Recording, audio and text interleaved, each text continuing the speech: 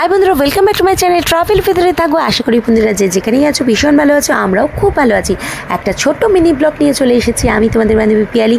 আজকে তোমাদের শেয়ার করতে চলেছি গত শুক্রবার দিনকে আমরা গেছিলাম একটা অন্নপ্রাশন বাড়ি অ্যাটেন্ড করতে, আমার দাদার ছেলে ওমকারের অন্নপ্রাশন।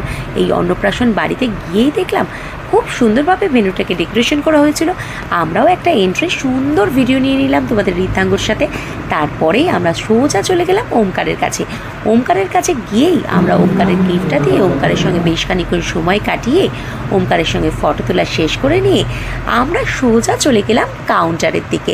কাউন্টারে গিয়ে দেখলাম বেশ খানিকটা ভিড় ছিল। ভিড় ঠেলেই আমরা হাতে তুলে নিলাম চিকেন স্যাটে, তার সাথে সাথে মোমো আর চিকেন রেশমি কাবাব। সমস্তটা খেতে খেতেই আমরা চলে গেলাম ফাংশন দেখতে। ফাংশানে বেশ খানিকক্ষণ সময় কাটিয়ে নিয়ে বেশ রাত হয়ে যাচ্ছিল, তাই জন্য সোজা চলে গেলাম ডিনারের কাউন্টারে। ডিনারের কাউন্টারে বিভিন্ন ধরনের আইটেম ছিল, রাইস, রুমালি রুটি, পোলাও, সাথে ছিল মাটন, চিংড়ি, ভেটকি ফ্রাই, ভেটকি পাতুরি, আরও অনেক কিছু।